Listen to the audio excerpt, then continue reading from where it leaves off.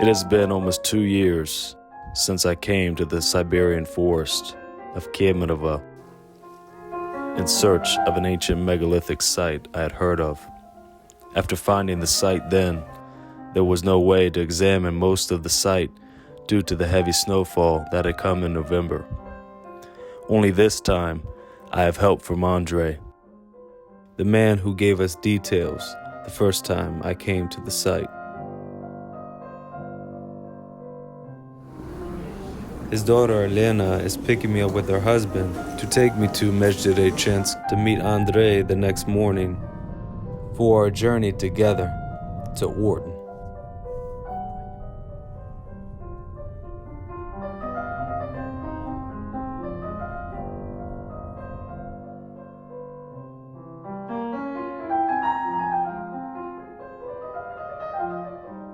Upon arriving at Orton, Andrei takes me to his home where we had met for the first time. Only it is not in the same state as we had last saw it.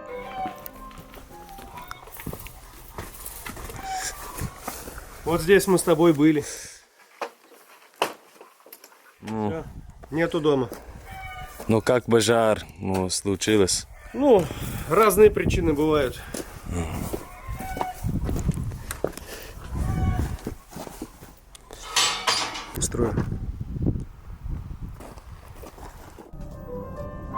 It's unfortunate what happened to his home. And for some time afterwards, Andrei had to live in the back of his store behind this very wall.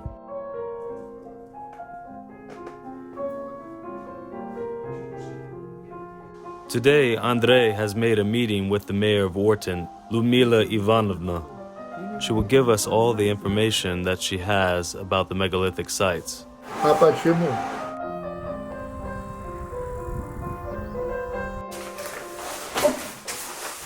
Вот узнаете? Так вот, здесь была наша епархия Кемеровская, и архиепископ давал задание посмотреть. Возможно, вот это обустройство было сделано во время потопа, то есть второй Арарат. Но они не нашли подтверждения, что...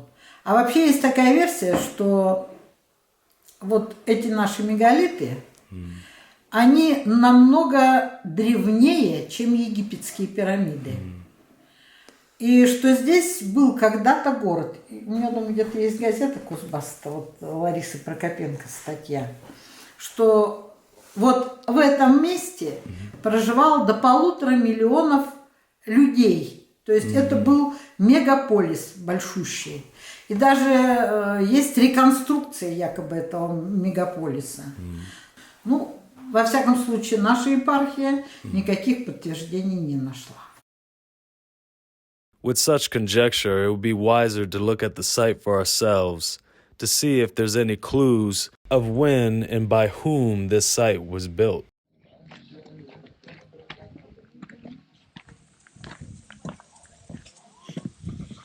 Coming to meet me right now is Andrei's brother, Alexander, with his friends to accompany me to the first site nearest to Orton.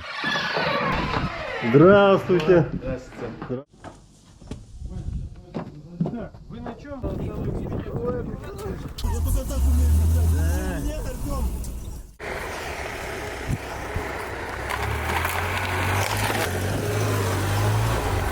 Без него нельзя.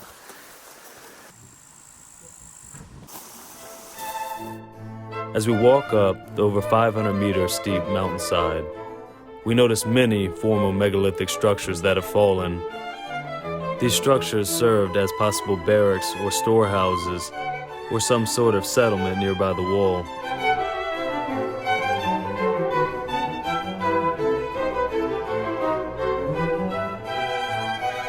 Here at Hidden Siberia Site 1, it is clear that this is no natural formation, and these stones didn't stack themselves on top of each other, as some have suggested.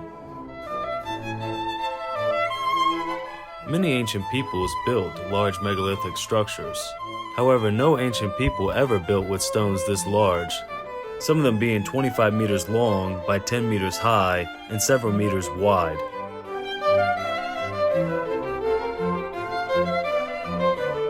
Due to many earthquakes in the region, there is a slant downward in the foundation of the megalithic structure. The last large earthquake being a magnitude of 5.3 in the year 2013. It should be noted that meteorites and military testing of various weapons, mostly during the Soviet period, have contributed to the degradation of these ancient structures.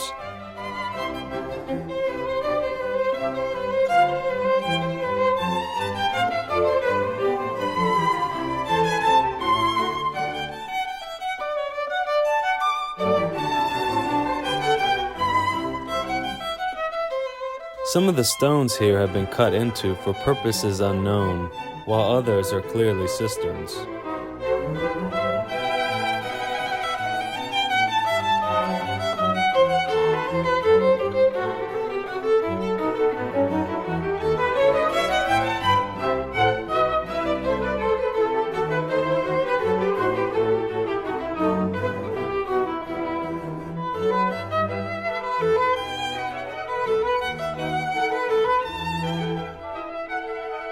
This particular site reminds me of another place, but we'll have to go to East Central Turkey to see it.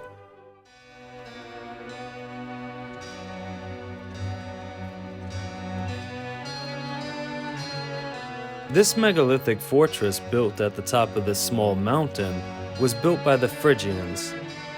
It is unknown how they transported these large stones to the top of this mountain. It is possible that they used some sort of ratcheting system to pull it up by cart, similar to ones that were used in mining operations in the 19th century. They may have employed this method to bring them from an area nearby and disassemble them once construction was completed. For we know that the ancient Romans and Greeks used a ratcheting system in their artillery weapons, such as the ballista.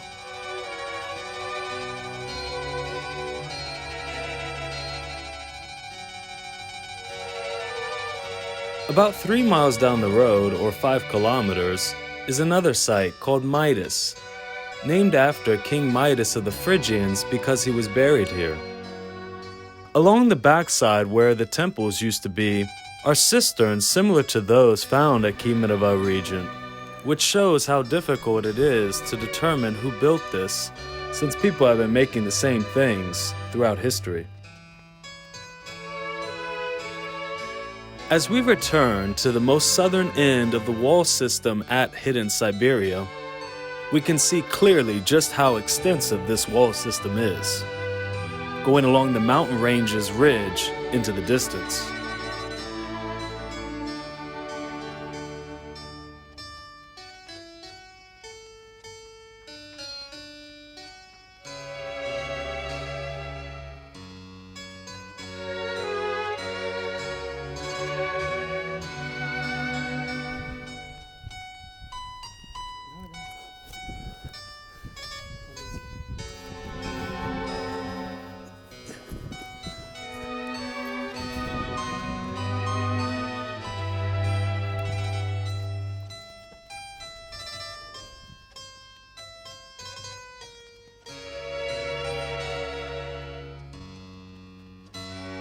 At Hidden Siberia Site 2, the megaliths are much smaller.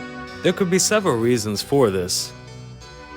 Firstly, it could be a cheaper building project, similar to the Antony Wall in Scotland, built 20 years after the preferable Hadrian Wall. Or perhaps it was built by a different people. They may have been deficient in the skills needed to build such a large construction as at Site 1. Or perhaps money and manpower were the deciding factors. This unknown people may have been conquered and assimilated into the nomadic tribes such as the Huns or the Scythians. Since we know little about the Huns or the Scythians' early histories, we cannot say for sure. But one fact we do know about the Scythians is that around the year 700 BC, they pushed the Huns out of this region. Now, one other possibility is that the Huns and the Scythians are in fact the builders of this site. It could be that the Huns had settled down earlier than initially thought, the Scythians building at Site 1 towards the west, and the Huns who were forced out at Site 2 towards the east, building them to deter attacks and to keep an eye on one another. Now we shall hear from Andrei, who has something important to tell us. Вот это вот направление дороги, вот оно идет в Артон. Археологи говорят, что это потухший вулкан. What Andrei has just told us is something I noticed about both sites. That concrete made from pozzolana, that is volcanic ash, mixed with lime, water, and volcanic tuff, was used in their construction. This concrete is so durable that many of the Roman structures have the original concrete of when they were first built.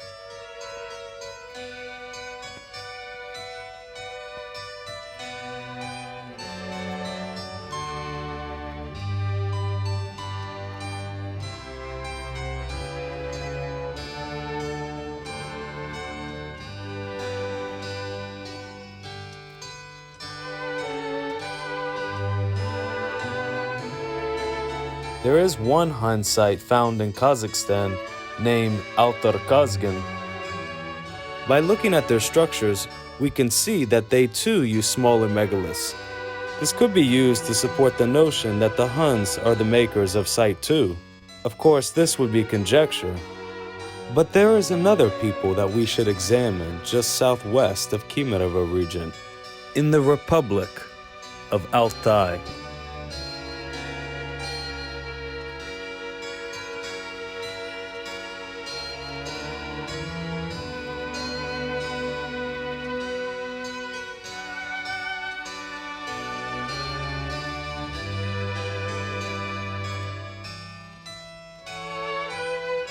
The Scythians made many of their works of art with gold and brass because it was abundant in these lands.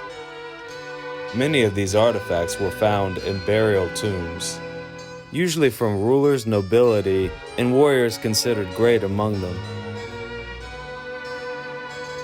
This burial tomb is thought to have been built sometime between the 6th and 4th century before Christ.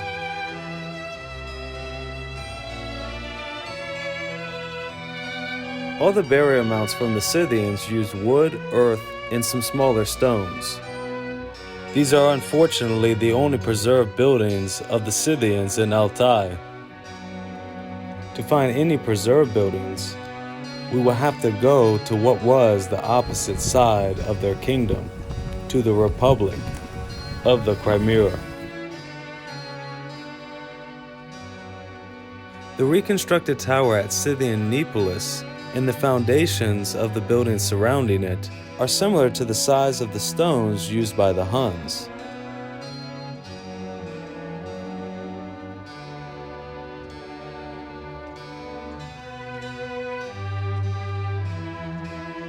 It seems clear that neither one of these civilizations built the structures at Hidden Siberia. The stones used in the construction are nowhere near the size of these megaliths.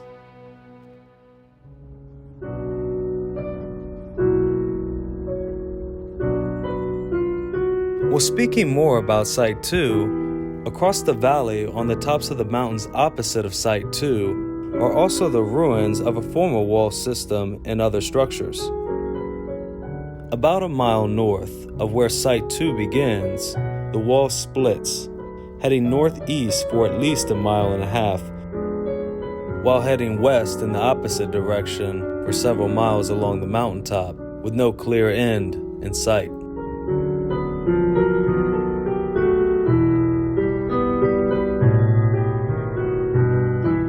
It is more likely whoever built this place built it before the Huns or after the Scythians, until a few hundred years before the modern era.